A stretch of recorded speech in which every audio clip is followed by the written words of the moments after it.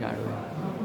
Hello everyone, आज की class में हम बात करेंगे हिस्ट्री के इम्पोर्टेंट चैप्टर के बारे में, नेशनलिज्म इन इंडिया के बारे में। आइए शुरू करते हैं। नेशनलिज्म इन इंडिया यानी भारत में राष्ट्रवाद का कैसे आगमन हुआ, कैसे लोगों के अंदर क्यूरियोसिटी आई कि हमें अपने देश के प्रति अपनी रेस्पॉन्सिबिलिटीज़ को निभाना चाहिए और अपने देश को एक फ्री नेशन बनाना चाहिए। किस तरीके के प्रोसीजर को फॉलो करके हिंदुस्तान जो है एक स्लेवरी वाली सिचुएशन से ओवरकम आउट होके एक फ्री इंडिपेंडेंस नेशन बनता है, और कैसे लोगों ने देश में आज़ादी लाने के लिए हार्डशिप किया और कैसे लोगों ने पॉसिबल उस चीज़ों को पॉसिबल में बदला जो कि लगभग 250-300 सालों से जो है लोग बियर्ड कर रहे थे, उसको ओवरकम आउट करके देश जो है एक फ्री नेशन बनता है। हम इस चैप्टर में यही जानेंगे। As you have seen, modern nationalism in Europe came to be associated with the formation of nation state. आप देखेंगे कि कैसे आधुनिक यूरोपियन संघ जो है भारत में नेशन स्टेट के रूप में अपने आप को इस्टेब्लिश करता है। यहाँ पे कैसे हिंदुस्तान को एक बड़े से देश को अपना अधीन देश बनाता है, उसके क्या फीचर्स रहे होते हैं, किन कारणों जो है हिंदुस्तान पे उनका वर्चस्व बन पाता है। It also meant a changes in people's understanding of who they were and what they define their identity and sense of belonging. यहाँ हमें ये दिखाएगा कि एक ऐसा सोसाइटी जहाँ पे अपनी पर्सनल व्यक्तित्व होने के बाद भी लोग जो है अलग अलग कम्युनिटीज़ में बटे हुए हैं। एक देश में रहने के साथ साथ लोगों का आइडियोलॉजी, लोगों का आइडेंटिफिकेशन जो है बिल्कुल अलग है। लोग आपस में एक अलग कम्युनिटीज़ में बटे हुए हैं, और इसी अपॉर्चुनिटीज़ का एडवांटेज लेते हुए अंग्रेजों ने हमारे देश में अपना वर्चस्व बढ़ाया। तो ऐसे सिनारियों से ओवरकम आउट होने के लिए ज़रूरत है मुल्क में यूनिटी होने का, यूनिफिकेशन होने का, क्योंकि यूनिफिकेशन होगा तभी देश जो है आज़ाद हो पाएगा। New symbols and icons, new songs and ideas for new links and redefine the boundaries of communities. अब देश जो है गुलामी को फेस कर रहा है, तो ऐसी सिचुएशन में लोगों को आपस में एकजुट होने की बहुत ज़रूरी है। कोई भी नेशन गुलाम इसलिए होता है क्योंकि लोग वहाँ पे टॉलरेट करते हैं, सहन करते हैं। जब पैनिक सिचुएशंस को लोग बियर्ड करने के लिए, फेस करने के लिए रेडी होते हैं, तो वहाँ पे दृश्य कभी भी डिसफेवर्ड होता है।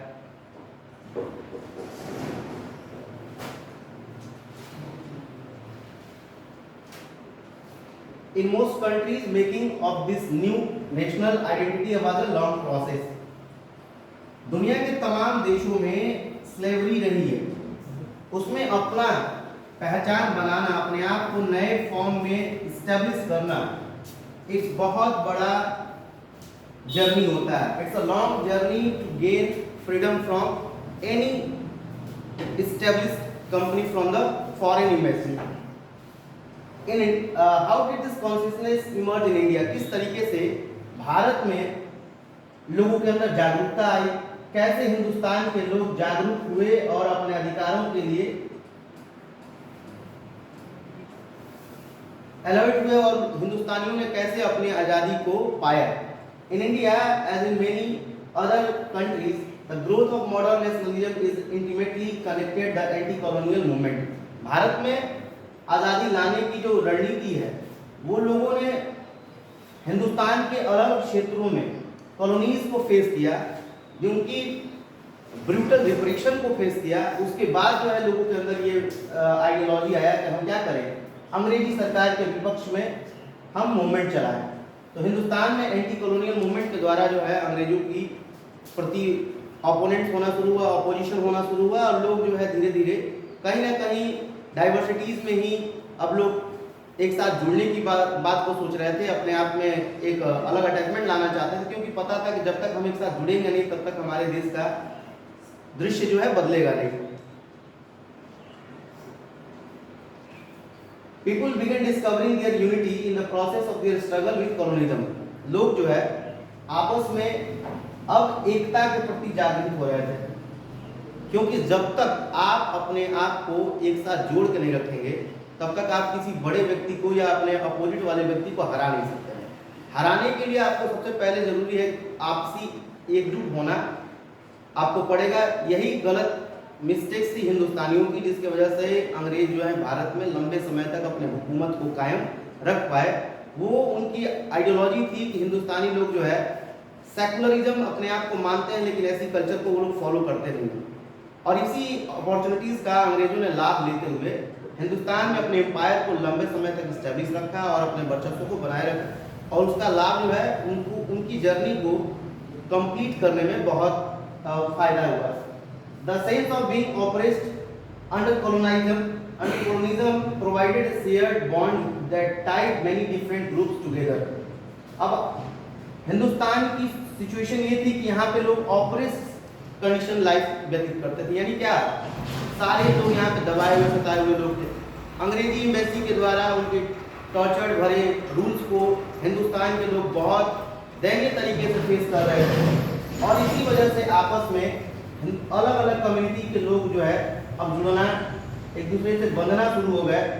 But each class and group felt the effects of colonialism differently, their experiences were varied and their notions of freedom were not always the same। लोग देश में आजादी लाना चाहते थे। Indian people wanted to bring down a revolution, freedom, but their ideologies were differed according to their communities, according to their classes। They wanted to bring revolution in the nation for their personal greed। Therefore our nations could not united in those days। हमारे देश में जो अलग अलग community के लोग थे, सबका आज़ादी लाने का उद्देश्य अलग अलग था। इस वजह से हिंदुस्तान के लोगों के अंदर आपसी एकजुट रूप से लोग आपस में यूनाइट नहीं हो पा रहे थे, और हिंदुस्तान जो है जल्दी से या सही समय पे आज़ादी प्राप्त नहीं कर पाया, क्योंकि लोग जो है आज़ादी अपने पर्सनल कम्युनिटीज़ के आधार पर लाना चाहते थे। देश में स्वतंत्रता आए, क्रांति आए, तो उससे उनके व्यक्तिगत समुदाय को लाभ हो, और जब तक किसी भी व्यक्ति के अंदर, किसी भी कम्युनिटी के अंदर पर्सनल ग्रीड को लेके अगर कोई कार्य किया जाएगा, या कोई उद्देश्य गोल जो है लालच को मद्देनजर रखते हुए आपके मन में फल रहा है, तो उसका रिजल्ट बेहतर नहीं आता है। और वही हिंदुस्तान के साथ भी हुआ। जब तक सारे कम्युनिटीज़ के लोग आपस में जुड़े नहीं, तब तक भारत में क्रांति नहीं आ पाई, भारत आज़ादी प्राप्त नहीं कर पाया। लेकिन धीरे धीरे लोगों ने ये रियलाइज़ कर लिया कि अंग्रेज जो है हमें हमारे भाइयों के साथ आपसी मतभेद क्रिएट करके और हमारे देश में अपना रूल करना चाहते हैं, इसलिए लोगों ने आपस में जुड़ने का उद्देश्य शुरू किया है। Next, but each class and group felt the effect of colonialism differently, their experiences were varied and their notions of freedom were not always the same. आजादी का उद्देश्य सब हर एक व्यक्ति का, हर एक समाज का बिल्कुल सेम नहीं रहता था। The Congress under the Mahatma Gandhi try to forge these groups together within one movement। अब उस समय देश में एक ऐसी पार्टी थी जो सभी लोगों को एक साथ जोड़ के लेके चलना चाहती थी। वो पार्टी है कांग्रेस। कांग्रेस के नेतृत्व में महात्मा गांधी आते हैं, और उनका उद्देश्य होता है कि हम सभी देशवासियों को एक साथ जोड़ कर रखेंगे और एक मूवमेंट चलाएंगे, और उसके अंतर्गत सभी लोग जुड़े रहेंगे, तभी जाके हमारे देश का ग्रोथ हो पाएगा, या हम अपने सोसाइटी में परिवर्तन ला पाएंगे। But unity did not emerge without conflict. लेकिन किसी भी तरह से वो अपनी आइडियोलॉजी को सक्सीड नहीं कर पा रहे थे, क्योंकि लोग जो है आपस में एक साथ जुड़ने से ज़्यादा विवादित रहना पसंद कर रहे थे। बड़े लोग जो है सोसाइटी के जो अपर कास्ट के लोग थे, वो छोटे कास्ट के लोगों को अपने साथ बैठाना, अपने साथ रखना एक्सेप्ट नहीं कर रहे थे। जब तक समाज जो है ना कास्टिज्म और डिस्क्रिमिनेशन के रूप में बटा रहेगा, तो वहाँ पे चेंजेस नहीं आ सकते हैं। इसलिए गांधी इनिशियली टाइम में गांधी जी अपने आइडियोलॉजी में हमेशा असफल हो जा रहे थे। In earlier text book you have read about the growth of nationalism in India up to the first decade of the 20th century. आपने पहले की टेक्स्ट बुक में पढ़ा है कि किस तरीके से राष्ट्रवाद का उत्पत्ति होता है, या कैसे राष्ट्रवाद जो है विकसित होता है 20वीं शताब्दी के प्रारंभ में। In this chapter we will pick up the story from the 1920। इस चैप्टर में हम 1920 के बाद से कहानी को कंटिन्यू करेंगे। And the non cooperation and civil disobedience movement, we will explore how the Congress sought to develop the national movement। हम यहाँ ये पढ़ेंगे कांग्रेस जो है किस तरीके से देश में राष्ट्रीय आंदोलन चलाता है, how different social group participated in the movement, और कैसे अलग अलग समाज के लोग, अलग अलग समूह के लोग जो है इस मूवमेंट में जुड़ते हैं। and how nationalism captured the imagination of people, कैसे राष्ट्रवाद जो है लोगों की कल्पनाओं के आधार पे कैसे किस तरीके से अपना दृश्य क्रिएट कर पाता है, कैसे हिंदुस्तानियों के अंदर राष्ट्र प्रेम की भावना जो है आती है और किस तरीके से वो लोग अपने आइडियोलॉजीज में, अपने ओपिनियन में कैसे परिवर्तन करते हैं, किस कारणों वजह से जो है हिंदुस्तान के लोग ये सोचते हैं कि अब समय आ गया है कि हम अपने हक के लिए लड़े। अगर हम अपने हक के लिए, अपने समाज के लिए आवाज नहीं उठाएंगे तो समाज में परिवर्तन लाना पॉसिबल नहीं है। नेक्स्ट, ये नेशनल मूवमेंट का रिव्यू है। यहाँ ये दिखाया गया है कि किस तरीके से अलग अलग कम्युनिटी के लोग जो हैं आपस में जुड़ रहे हैं।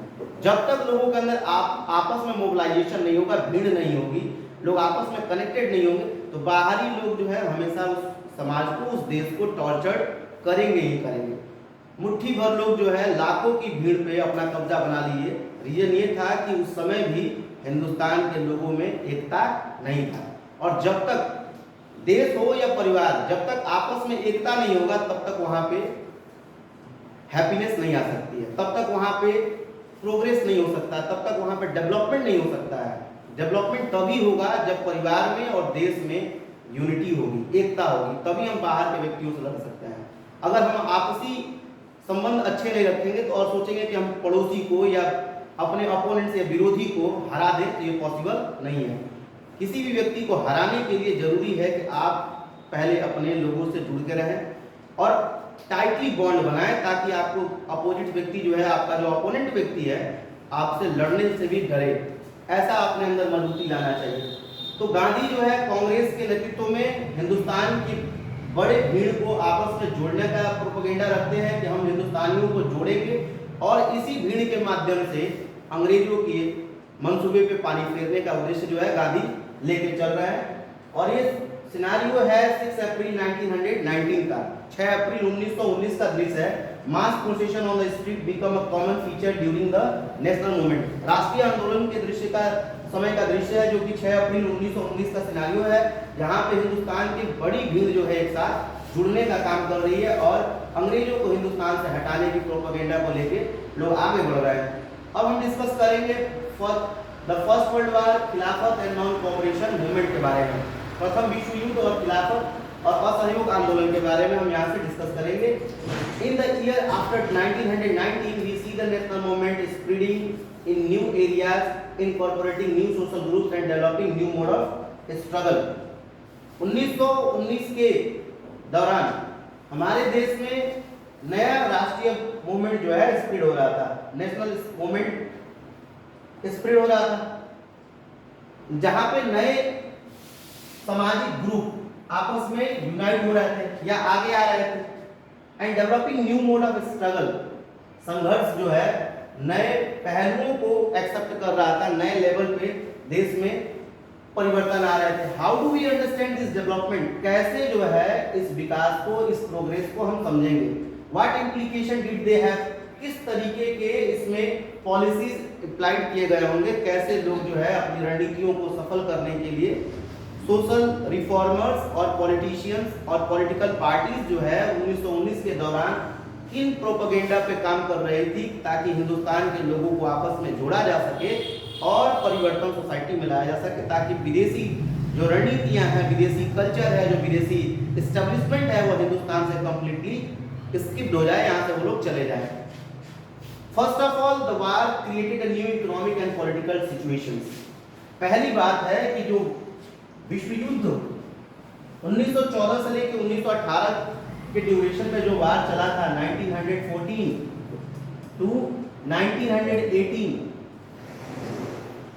इस वजह से जो है आर्थिक दशा जो है लोगों की खराब चल रही थी। इकोनॉमिकल कंडीशन जो है लोगों का, या हिंदुस्तान का ही, दुनिया के मैक्सिमम देशों का इकोनॉमी जो है डिस्टर्ब चल रहा था। अगर किसी भी देश में या किसी भी कॉन्टिनेंट में वार की दृश्य क्रिएट होती है, अगर वार वहां पे ऑकर्ड होता है, तो उसका इफेक्ट पड़ोसी देशों पर भी पड़ता है, और उसका इफेक्ट भारत पे पड़ा। प्रथम विश्व युद्ध का जो इफेक्ट है वो भारत पे पड़ा, और इंटरनली हिंदुस्तान भी जो है एक बहुत बड़े लड़ाई को फेस कर रहा था। यहाँ लड़ाई कास्टिज्म बेस्ड थी, यहाँ लड़ाई डिस्क्रिमिनेशन बेस्ड थी, यहाँ लड़ाई अपने आप को सुपीरियर प्रूव करने के लिए अपने ही देश के साथ गद्दारी करने की यहाँ पे समस्या चल रही थी। ऐसे ऐसे हिंदुस्तान में लोग थे जिन्होंने उन ब्रिटिशर्स को यहाँ पे स्टैब्लिश्ड होने में बहुत बड़ा योगदान दिया। यहाँ लड़ाई अपने अंदर ही चल रही थी और इंटरनली और एक्सटर्नली दोनों तरफ से जो है हिंदुस्तान इकोनॉमिक और सोशली एंड मेंटली रूप से जो है डिस्ट्रैक्ट हो रहा था और डिप्रेस्ड हुआ था यहाँ पे। अब it led a huge increase in defence expenditure. युद्ध को लड़ने के लिए मैक्सिमम रूप से जो है खर्च करने पड़े सुरक्षा की व्यवस्था को बढ़ाने के लिए। किसी भी देश की युद्ध जो है या लड़ाई जो है लड़ने के लिए आर्मी फोर्सेस की आवश्यकता अत्यधिक मात्रा में पड़ती है, which was financed by war loans. अब जिस समाज के पास, जिस कंट्री के पास, जिस सोसाइटी के पास धन नहीं होंगे तो वो क्या करेगा ऐसी सिचुएशन में? वो लोन लेगा और लोन लेने से या किसी भी व्यक्ति को अत्यधिक डेप्ट, लोन और डेप्ट अगर अधिक हो जाए तो इसको फुलफिल करते करते, रीपे करते हुए कई कई पीढ़ियां बीत जाती हैं और उस समाज का, उस देश का, उस सोसाइटी का प्रोग्रेस नहीं हो पाता है। And increasing taxes, custom duties were raised and income tax introduce. अंग्रेजों ने नई नई रणनीतियों को इंप्लीमेंट किया हिंदुस्तानी लोगों को प्रताड़ित करने के लिए, ह्यूमिलिएट करने के लिए, मन से कमजोर करने के लिए, क्योंकि पूरी दुनिया में लोगों को पता था कि हिंदुस्तान एक ऐसा देश है जहां पे मेंटली रूप से लोग बहुत मजबूत होते हैं, वेल क्वालिफाइड होते हैं, वेल रिसोर्सेस वाली सोसाइटी है, या एक ऐसा देश है जहां पर रिसोर्स की कमी नहीं है, यहाँ संसाधनों की कमी नहीं है, यहाँ के जो लोग हैं वो डेवलप्ड है, हाईली एजुकेटेड है, सिविल है, सभ्य और कल्चरल कंट्री है। एक ऐसा देश है जहाँ पे सांस्कृतिक सभ्यता भी मौजूद है, क्लाइमेटिक कंडीशन भी वेल है। तो इसी सोसाइटी में लोग आएंगे जहाँ पे एडवांटेज ज़्यादा होता है, लाभ ज़्यादा होता है। और यहाँ जो है ये भी कल्चर है कि अगर कोई देश, कोई व्यक्ति हमारे मुल्क में आता है, हमारे घर पे आता है, तो हम उसको गेस्ट नहीं, हम उसको भगवान के रूप में ट्रीटमेंट देते हैं। इसी अपॉर्चुनिटीज़ का लाभ उन लोगों ने भी लिया और हिंदुस्तान के चंद गद्दारों ने पैसों के लालचों में पड़ के अपने देश के साथ गद्दारी भी किया और उसका जो ऑड फेजेज है वो भारत के सभी सामान्य लोगों ने बियर्ड किया लाइफ में, उन पैनिक सिचुएशंस को झेला और उसका ओवरकम आउट आने में 1947 का जो ड्यूरेशन 1947 तक का जो जर्नी है वो बहुत पेनफुल रहा है। 1857 से लेकर 1947 जो एक सेंचुरी का जो टाइम है, इसमें हिंदुस्तान के बड़े बड़े लोगों ने बहुत बड़ा कंट्रीब्यूशन दिया है और सामान्य फैमिली से, ऐसा कुछ नहीं है कि बहुत लीगेसी वाले लोग हैं, किसी उद्योगपति या बिजनेसमैन क्लास से लोग आते हैं, वो सामान्य वर्ग के लोग हैं, लेकिन वो बड़े लोग हैं। कैसे? क्योंकि उन लोगों ने अपने जीवन का बिना लालच किए, अपने लाइफ का बिना लालच किए, अपने लाइफ को सेक्रीफाइस कर दिया। वो बिना किसी ग्रीड के, ऐसा उनके अंदर कोई उद्देश्य नहीं था, कोई प्रोपेगेंडा नहीं था कि अपने देश में जब आज़ादी आएगा तो बड़े पद पे जाएंगे। उनका एक ही ग्रिड था कि हमारे देश में एट एनी हाउ, किसी भी कीमत पे, as soon as possible our nation should be free from the slavery, गुलामी से हमारा मुल्क जो है आज़ाद हो जाना चाहिए। उनका ये आइडियोलॉजी था, उनका ये प्रोपेगेंडा था। Through the war here was prices increase. War के दौरान जो है वस्तुओं की कीमत क्या हो गई? बढ़ गई। डबलिंग बिटवीन 1913 1913 से लेके 1918 के बीच में जो है वस्तुओं की कीमत जो है डबल हो गई, लीडिंग टू एक्सट्रीम हार्डशिप। अब ये दृश्य था अत्यधिक कठिनाई का। जब किसी भी समाज में टैक्सेशन बढ़ता है या नई सरकार की पॉलिसीज लागू होती हैं तो उस पे उसका सबसे ज़्यादा बर्डन जो है समाज के कॉमन पीपल पे पड़ता है।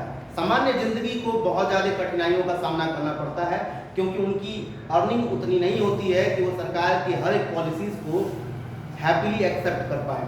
तो जब अंग्रेजों ने नए टैक्सेशन को इंट्रोड्यूस कराया भारत में तो उससे सबसे ज़्यादा सामान्य व्यक्तियों के जीवन पर प्रभाव पड़ा और ये समय था 1913 से लेके 1918 के बीच में जो है वस्तुओं की कीमत मार्केट में डबल हो गई, जिससे सामान्य जिंदगी पे बहुत ज़्यादा गलत प्रभाव पड़ा। Villages were called upon two supply soldiers. अब जो ग्रामीण क्षेत्र के लोग थे उन क्षेत्रों को, ग्रामीण इलाकों को जो है फोर्स रिक्रूटमेंट का हब बनाया गया। फोर्स रिक्रूटमेंट क्या होता है? फोर्स रिक्रूटमेंट यानी क्या? सेना की भर्ती रखी गई ग्रामीण क्षेत्रों में और उन लोगों को जो फिजिकली स्ट्रांग हैं उनको सेलेक्ट करके अंग्रेजों ने अपने आर्मी का संगठन किया और अपने आर्मी को और विकसित किया, ताकि वो हमारे ही भाइयों के द्वारा हमारे देश के लोगों के ऊपर गलत टॉर्चर और गलत ट्रीटमेंट जो है कर सके। और इसके लिए उन लोगों ने सेना की भर्ती शुरू की भारत में, और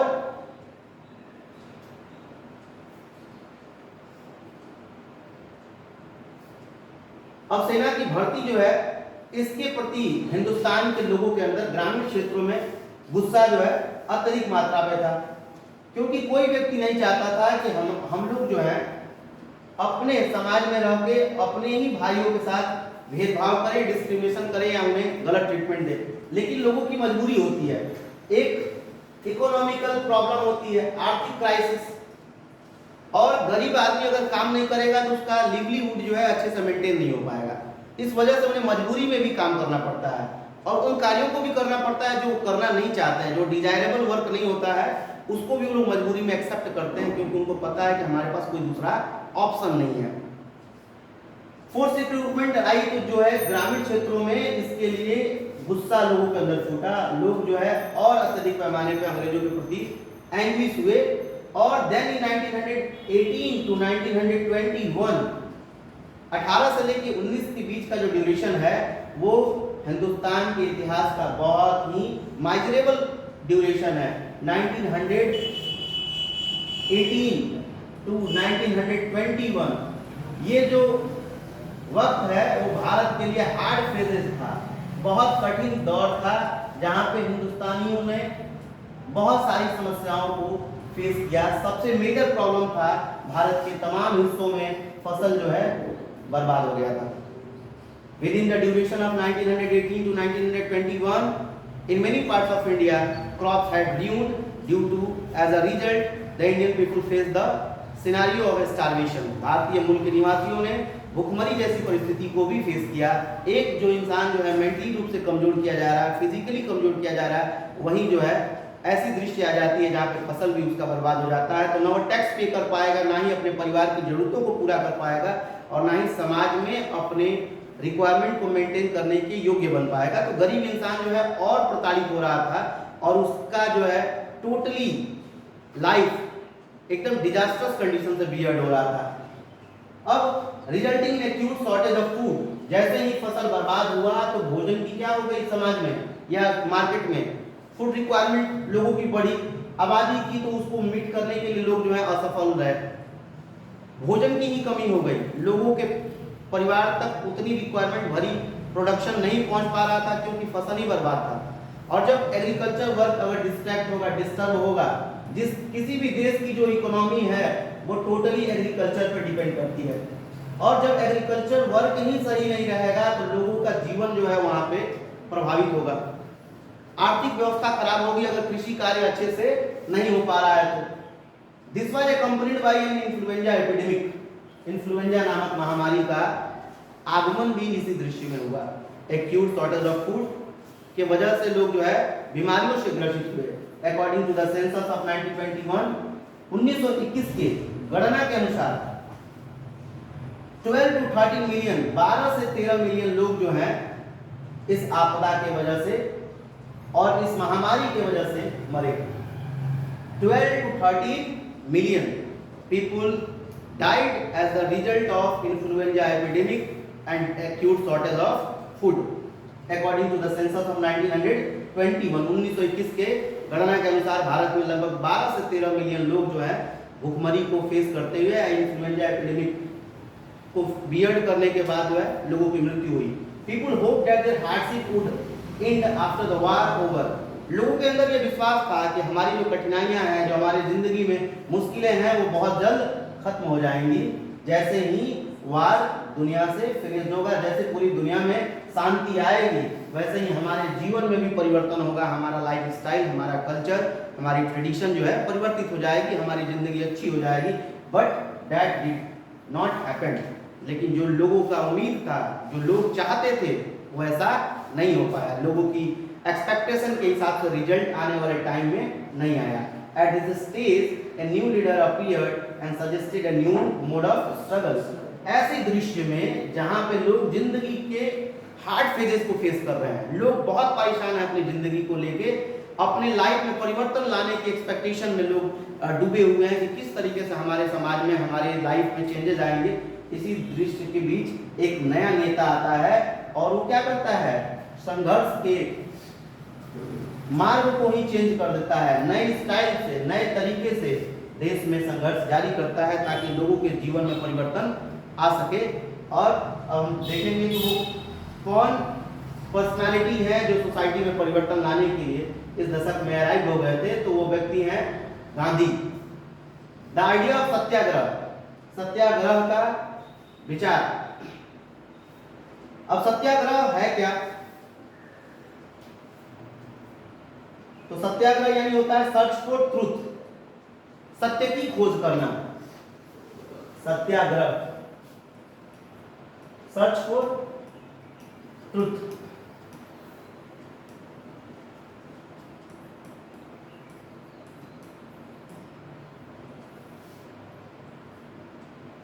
आइडिया यानी विचार। सत्याग्रह के विचार को लेके भारत में Mahatma Gandhi return to India in January 1915। 1915 में गांधी जो है भारत पुनः वापस आते हैं। As you know he had come from South Africa. किस देश से वापस आए थे भारत में? South Africa. Where he had successfully fought, जहां पे वो बहुत सफलतापूर्वक लड़ाई लड़ रहे हैं। किसके विरुद्ध में? वहां भी व्हाइट पीपल्स के अगेंस्ट में लड़ाई लड़ते हैं, वहां भी कॉमन लोगों के अधिकार के लिए लड़ाई लड़ते हैं, ताकि वो ये चाहते हैं कि हर देश का जो सामान्य वर्ग है, जो मजदूर वर्ग है, जो लेबर क्लास है, जो स्ट्रगलर है, उसकी जिंदगी, उसकी लाइफ स्टाइल, उसकी इकोनॉमी परिवर्तित हो सके, उसका व्यवस्था अच्छा हो सके और वो हर एक गरीब आदमी जो है ना अच्छी जिंदगी जिए। इसी उद्देश्य को लेकर वो भारत में 1915 में वापस आते हैं और सत्याग्रह के मार्ग पे चल के भारत की राजनीतिक स्थिति को, भारत की इकोनॉमिकल कंडीशंस को और भारत की रिवोल्यूशनरी कंडीशंस को चेंज करना चाहते हैं। वो चाहते हैं कि हम जिस बड़े व्यक्ति के साथ लड़ाई लड़ रहे हैं, जिस एम्बेसी के साथ, EEIC के साथ हम लड़ाई लड़ रहे हैं, उसका जवाब जो है हम उनके मैनर में नहीं, हम पीसफुल तरीके से उनका जवाब देंगे। गांधी की आइडियोलॉजी थी कि we will give the response towards the Britishers in the manner of satyagraha, in the way of non-violence. He didn't believe in the ideology of violence. Therefore, he wanted to run the movement in our nations on the basis of non-violence. Gandhi देश में आजादी, देश में स्वतंत्रता संग्राम चलाना चाहते थे, तो अहिंसा के मार्ग पे वो किसी भी तरीके की वायलेंट एक्टिविटीज को अंजाम देना पसंद नहीं करते थे। तो आगे क्या होता है? अभी दृश्य है Indian workers in south Africa का। भारतीय मजदूर, हमारे देश के जो लेबर हैं वो गुलामी के तौर पे स्लेव ट्रेड के दौरान जो है या अपने देश में गुलाम होने की वजह से दुनिया के तमाम क्षेत्रों में जाके मजदूरी करने का कार्य करते थे। Indian workers in south Africa March through works 6 नवंबर 1913, 6 नवंबर 1913 का दृश्य है साउथ अफ्रीका के वर्क्स रस नामक स्थान का, जहां पे भारतीय मजदूरों ने मार्च किया था या आंदोलन किया था। Mahatma Gandhi was leading the workers from the Newcastle. Gandhi जो है नेतृत्व कर रहे थे न्यू कैटल से लेके ट्रांसवाल तक। गांधी ने इस जर्नी को एकम्प्लिश्ड किया, प्रोत्साहित किया और अपने अहम भूमिका दिखाई न्यू कैटल टू ट्रांसवाल नामक स्थान तक। When the marchers were stopped and Gandhi arrested, जब आंदोलनकारी या जब यात्रा करने वाले लोग जो है रुक गए एंड गांधी जी अरेस्टेड, और उसी दौरान क्या हुई? अंग्रेजों ने गांधी को पुनः बंद कर दिया। थाउजेंड्स ऑफ मोर वर्कर, हजारों की तादाद में कर्मियों ने ज्वाइन किया सत्याग्रह को।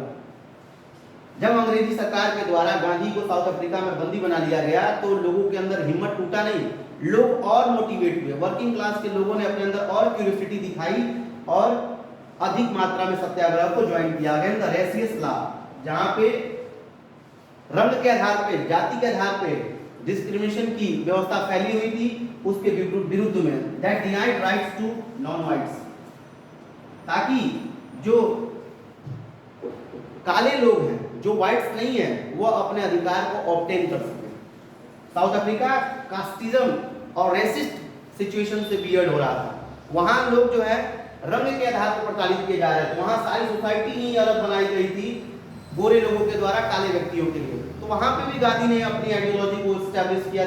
6 नवंबर 1913 की जो जर्नी है वहां पे गांधी ने भारतीय मजदूरों की जीवन शैली में भी परिवर्तन लाया, साउथ अफ्रीका के नॉन व्हाइट्स लोगों की भी लाइफ में परिवर्तन लाया, और इन्हीं की आइडियोलॉजी को फॉलो करके आने वाले टाइम में जब वियर्ड सिचुएशन हो गया, अनवियर्ड सिचुएशन हो गया, साउथ अफ्रीका के लोगों ने टॉलरेट नहीं कर पाया व्हाइट अफ्रीकन्स के टॉर्चर्ड को, तो उन्हीं लोगों के बीच से एक नया स्वतंत्रता सेनानी तैयार होता है, नेल्सन मंडेला, और सोसाइटी में गांधीयन आइडियोलॉजी को ही फॉलो करके अपने नेशन में रिवॉल्यूशन लाता है और अपने देश को आजाद कराता है, ताकि लोग जो है लड़ाई लड़े तो अपने हक की लड़ाई लड़ने के लिए वायलेंट करने की जरूरत नहीं है, हम पीसफुल तरीके से भी लड़ाई लड़ सकते हैं। ये गांधी ने अपनी आइडियोलॉजी को हिंदुस्तान में नहीं दुनिया के तमाम देशों में अपनी आइडियोलॉजी को फैलाया, लोग उसको फॉलो करके भी अपने सोसाइटी में परिवर्तन ला सके।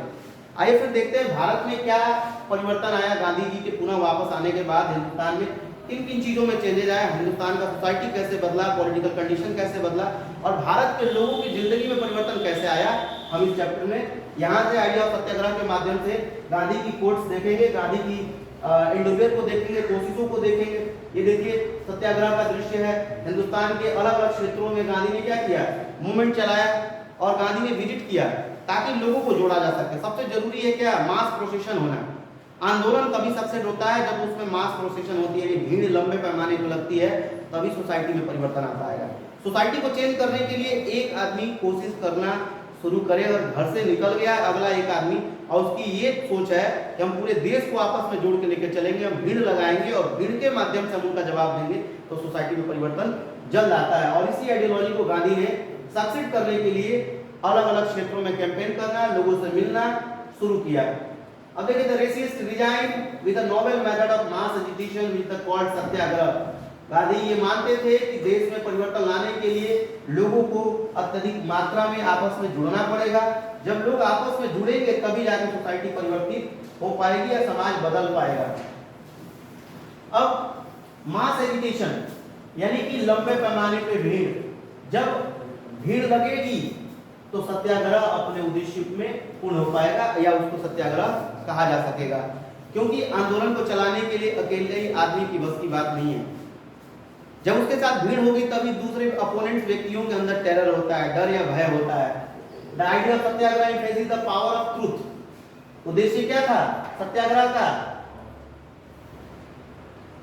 पावर ऑफ ट्रूथ को एस्टैब्लिश करना था, सत्य की शक्ति को बताना था कि सत्य में भी क्या है, बहुत ताकत है।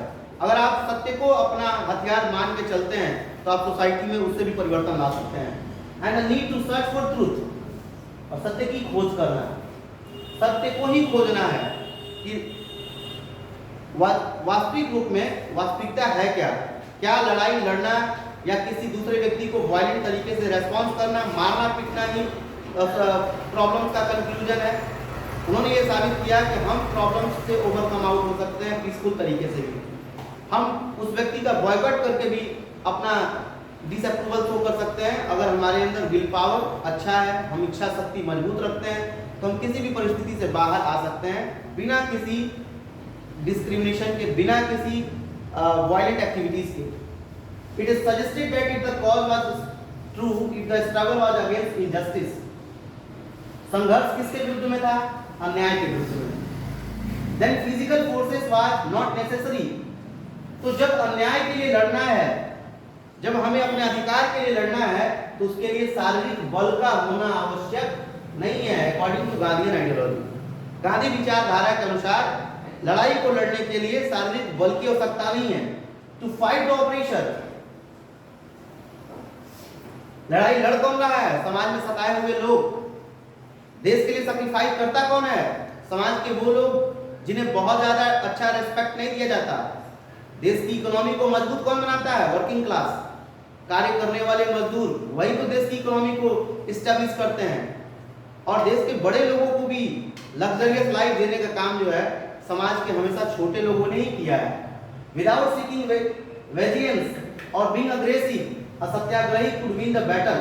गांधी का मानना था बिना गुस्सा किए, बिना किसी को किसी व्यक्ति के साथ मारपीट किए जो सत्याग्रह के राह पे चलेगा वो युद्ध को जीत सकता है। जीतने के लिए हथियार की आवश्यकता नहीं है, दृढ़ इच्छा शक्ति की आवश्यकता है, और बिना किसी से फोर्सिबली लड़ाई किए हुए भी लड़ाई को जीता जा सकता है थ्रू नॉन वायलेंस। किसके माध्यम से? नॉन वायलेंस के माध्यम से।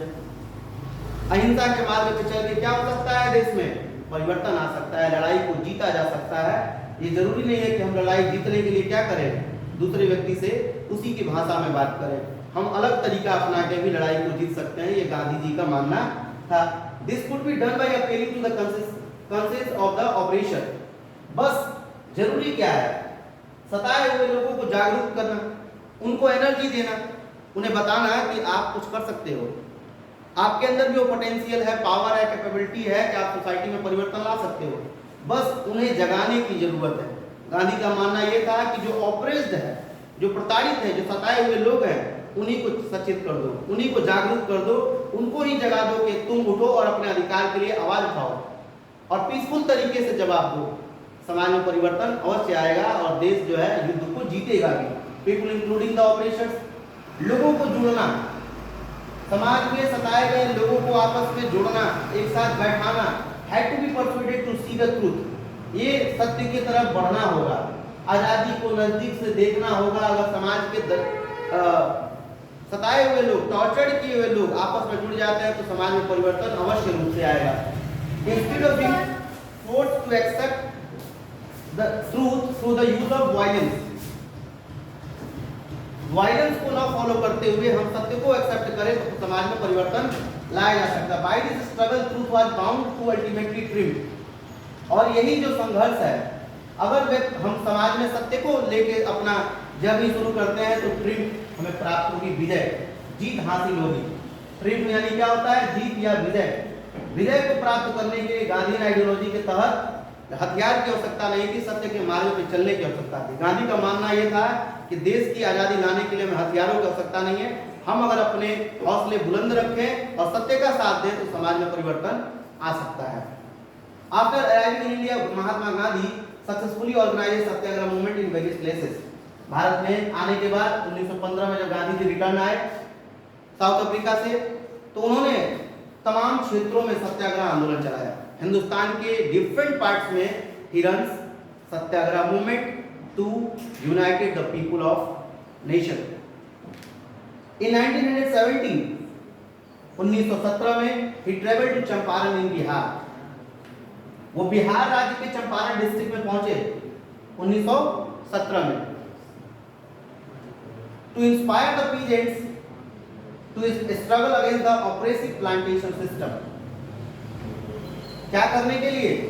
बिहार के चंपारण डिस्ट्रिक्ट के मजदूरों को इंस्पायर करने के लिए, यानी क्या, उनकी हिम्मत बढ़ाने के लिए कि आप अपने समाज में, अपने राज्य में जिस तरीके की ब्रिटिशर्स जो है गलत तरीके की खेती आपसे करवा रहे हैं, आपको जो प्रताड़ित रूप से जो है टॉर्चर करके खेती करवाया जा रहा है, उसके विपक्ष में आप अपनी आवाज को उठाएं, आप अपने अधिकारों के लिए आवाज उठाएं और अपने अधिकारों के लिए बोलें, क्योंकि आप जो हैं देश की या उनकी इकोनॉमी को मजबूत करने के रेस्पॉन्सिबल हैं। वो लोग इसीलिए हमारे देश में अच्छे से रह पाए क्योंकि हिंदुस्तानियों ने उनके साथ कोऑपरेट किया, और जब तक कोऑपरेट होगा तब तक गलत लोग अपने टारगेट को प्रूव करने में सक्सेस रहेंगे। फिर वो वहां से देन 1917 उसी साल he organized satyagraha to support the peasants of the Kheda district of Gujarat. 1917 में ही वो गुजरात के खेड़ा डिस्ट्रिक्ट में भी गए, वहां भी मजदूरों को सपोर्ट करने के लिए पहुंचे।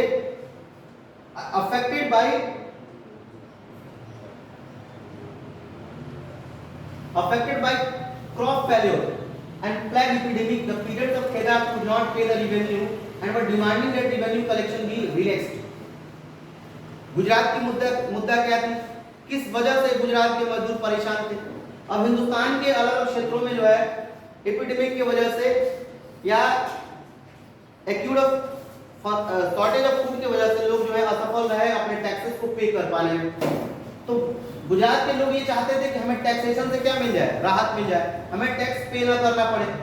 इन 1918 महात्मा गांधी वेंट टू अहमदाबाद, और 1918 में जो है गांधी अहमदाबाद जाते हैं और वहां भी सत्याग्रह मूवमेंट चलाते हैं कॉटन मिल वर्कर के फेवर में।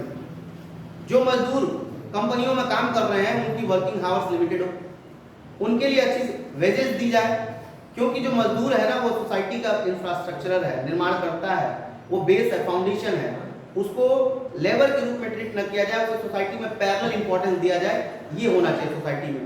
तभी वर्किंग क्लास भी डेवलप हो पाएगा और बड़े लोग भी प्रोग्रेस कर पाएंगे या इंडस्ट्रीज चल पाएंगे। जब तक वर्किंग क्लास सपोर्ट नहीं करेगा तब तक किसी भी इंडस्ट्रीज का, किसी भी सेक्टर का डेवलपमेंट नहीं हो पाएगा। इसलिए गांधी ने गुजरात, चंपारण और अहमदाबाद तीनों जगह पे विजिट करना शुरू किया ताकि लोगों को जो वर्किंग क्लास है उसको आपस में यूनाइट किया जा सके।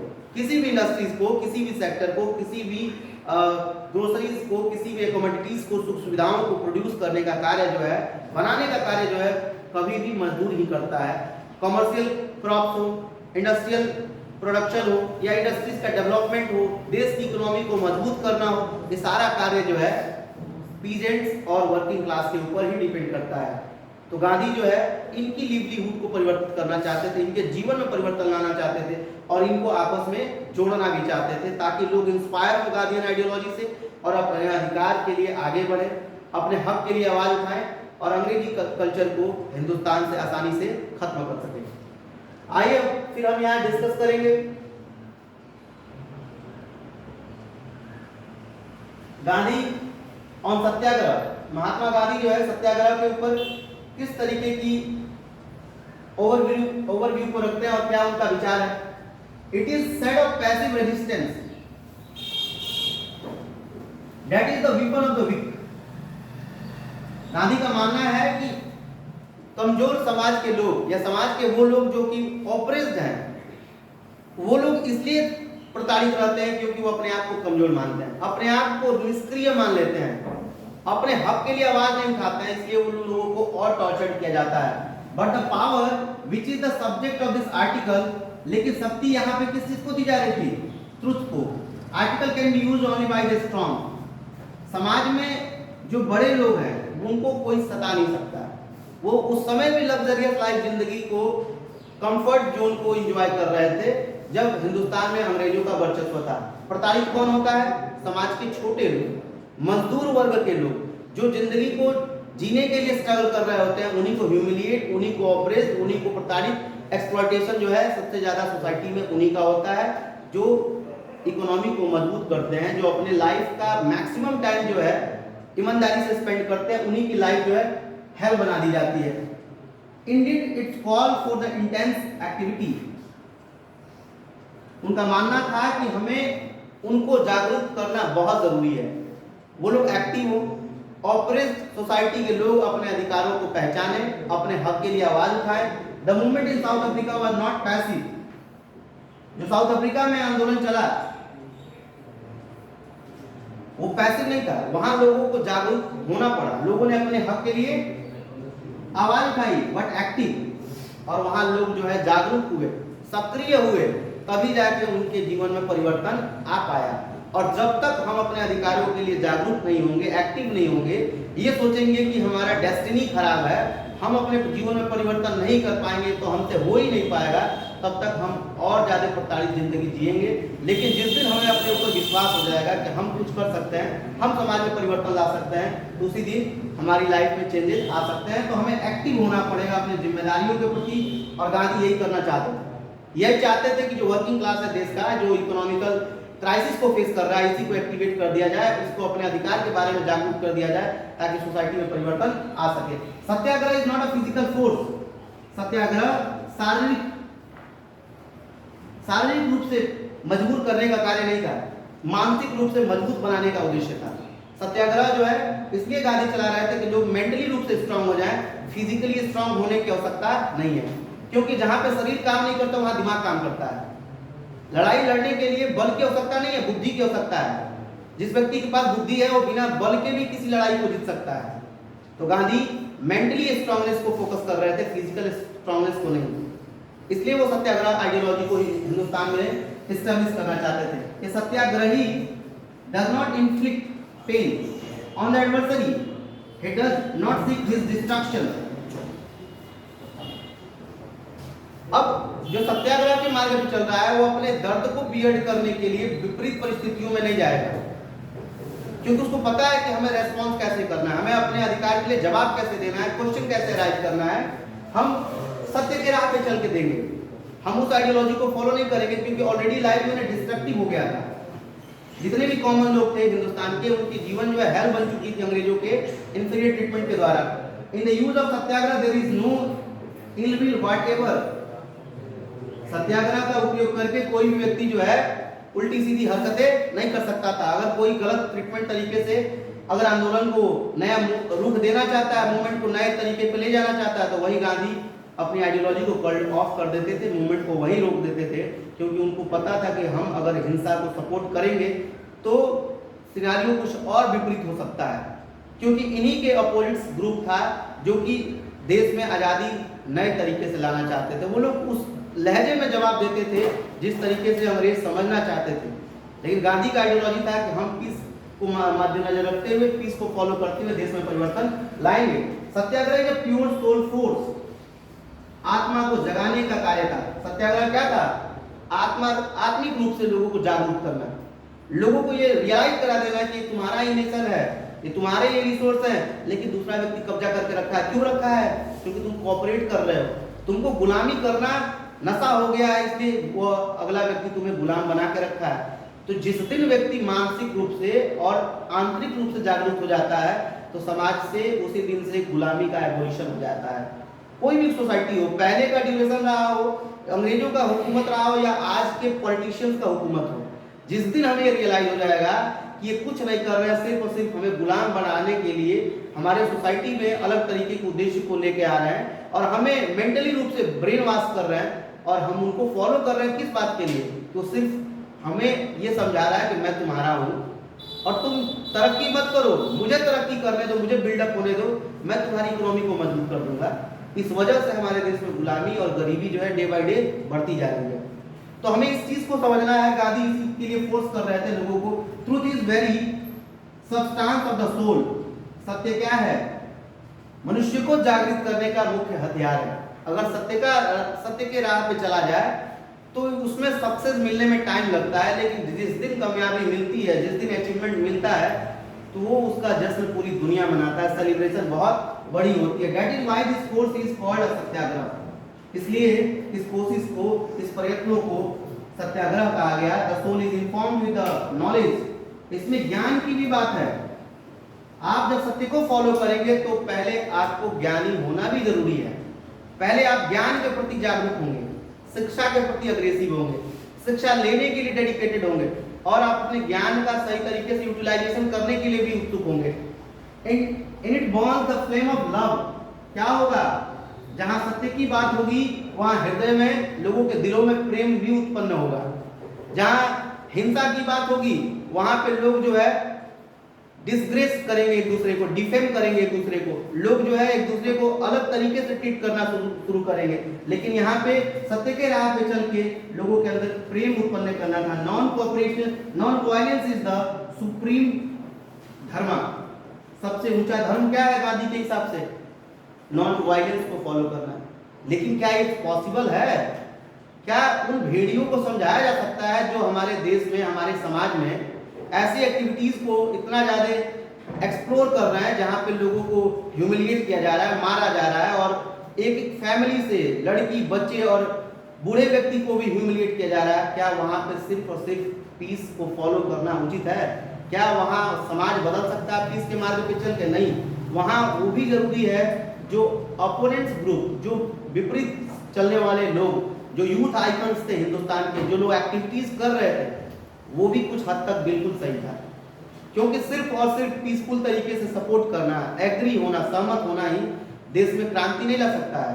उनको उनकी भाषा में भी समझाना जरूरी था, तभी जाकर सोसाइटी परिवर्तित हो पाया। आगे, it is certain that India can not rival Britain और Europe in force of arms. The British worship the war god and they can all of them are becoming bearers of arms. The hundreds of millions in India can never carry arms. They have made the religion of non-violence their own. Gandhi ji का मानना था कि जो अंग्रेज हैं वो लड़ाई को ही इंपॉर्टेंस देते हैं। वो वेल ट्रेंड है हथियार चलाने के, वो लोग लोगों को मार सकते हैं, शूट कर सकते हैं। लेकिन भारत की जो अवाम है, जो भारत की भीड़ है, इसके अंदर ट्रेनिंग नहीं है, ये लोग ट्रेंड नहीं है हथियार को चलाने के लिए। इसलिए यहाँ पे लोगों को अपना सबसे बड़ा हथियार जो है नॉन वायलेंस को बनाना चाहिए। हिंसक गतिविधियों को फॉलो न करके देश में क्रांति, नॉन वायलेंस को फॉलो करके लाने की कोशिश करना चाहिए। अब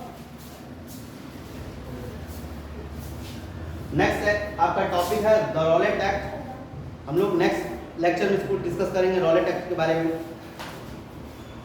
आई होप आपको कंटेंट समझ में जरूर आएगा। लास्ट तक जुड़े रहें और वीडियो को पूरा देखें।